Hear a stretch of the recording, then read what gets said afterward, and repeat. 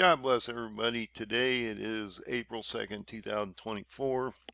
I've got a quick Middle East update. This one matters. Israel launched a strategic blow against a general in Damascus. This attack happened next to the Iranian consulate, and so a number of people were killed in this. Iran has issued a proclamation that they are going to retaliate, probably through proxies, which could be that potential Hezbollah attack that I keep talking about that's supposed to happen in 2 Kings 24 verse 1 and 2 that you should be watching, as you also should be watching Turkey getting ready to do an invasion into Iraq and Syria. His elections went extremely badly, and so I'm guessing because he's not extremely happy at this very moment, he will go in with force. So what happened here? Israeli must have tracked this guy down, knew where he was, they targeted him and they killed him. He's a top leader in the Iranian structure.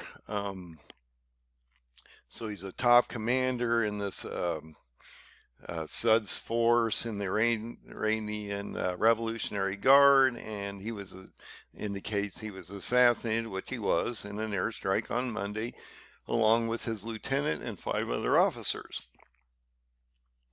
This is the highest ranking Iranian killed since the current war started, other than that Soleimani.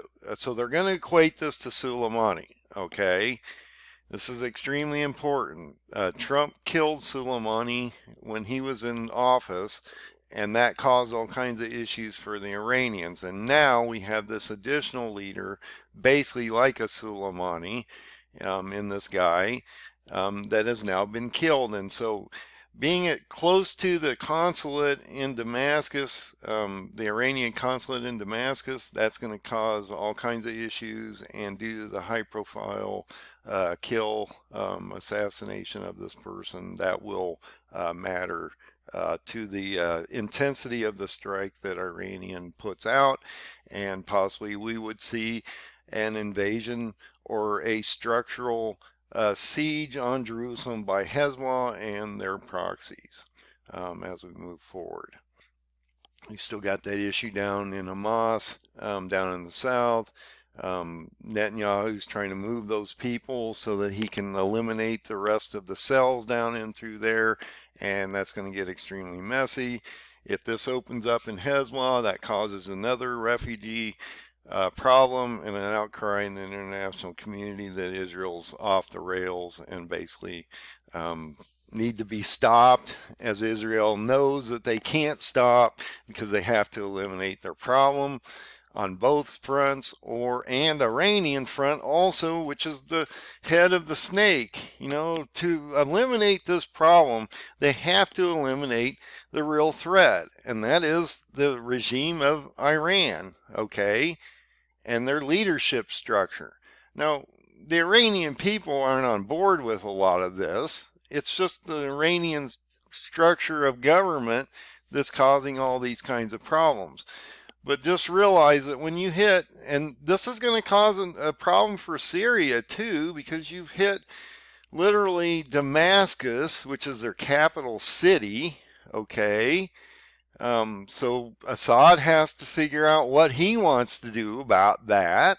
So that's going to possibly amplify another level to this. And so just realize, and there's that other idiot that got killed a few years ago. Okay, just realize that's Soleimani right there. And they love this guy. He's a big martyr for them. And so when he died, he was a big loss for their cause. And now you have an additional guy that's a similar image as this Soleimani guy, and they're going to put his poster up here soon. Okay, so just realize this is how this works. So the question is, will that bring in an escalation of Israel's war through Hezbollah and this potential prophecy that these guys all talked about? You know, the prophecies are there for a reason, because they're going to tell you what's coming. And if you look at a number of the prophecies that I've been talking about, Turkey coming in to Syria and Iraq. That's against the Kurds. That's Daniel 8. You've got 10 nations forming against Israel right now. They're getting ready to do a full siege on Israel. There's Ezekiel 38 and 39. And then when you get into this Hezbollah potential invasion into Israel, now with this potential nod from Iran so that they can unleash their forces, that would then bring in 2 Kings 24, 1 and 2, which radiate out to a number of different scripture and verses and chapters and books. But these are ones that we can levitate to, and I constantly bring you back to, and we can move from there. So you have multiple prophecies going on at this very moment in time.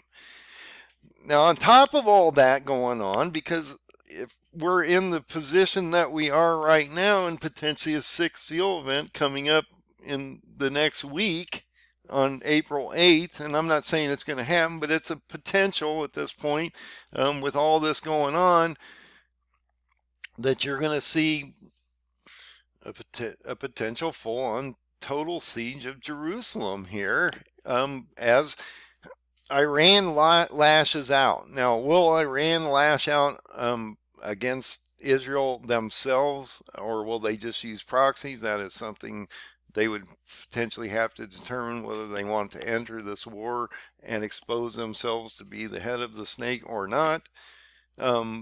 But even if they don't, their proxies will lash out, and we're also going to see that compression by Turkey as we move forward in the near future. And if you go into the next article I have here about this guy's destruction, Iran basically says they're going to respond to this. So just realize that the Supreme National Security Council of Iran has met to determine what they're going to do about this strike on Damascus that killed their leader here. And so you're going to see this happen in potentially a few hours, a few days, as you're walking into the 8th, which seems to be an extremely important date on our calendar here, into the end of Ramadan, which was on the 10th. You've got another prayer session on the Temple Mount on the 5th, which would be their last one before Ramadan ends. And so there could be something happening there also. Not saying there will. It's been quiet up to this point, but anything could spark anything at this moment in time. Okay? So just realize that you've got all this going on. I wanted to bring this to your attention. The question is whether Iran will bring Hezbollah in as a full-on siege and totally bring them into the war, and that would then change the dynamic, because then you would have an additional problem in the northern portion of Lebanon, and or the southern portion of Lebanon and the northern portion of Israel, which would then cause an additional similar situation as down in Gaza. Then you'd have a refugee issue, and the international community is not going to tolerate this and would apply an extensive amount of pressure to Israel to stop all this madness, even though Israel knows they can't, and they have to eliminate their problem before they are basically eliminated as a state themselves. So God bless everybody. Keep an eye on this. Get your oil in your lamp. Find Jesus. He's the open door here, guys. You got to get right with Jesus. So be safe out there. God bless. Have a great day.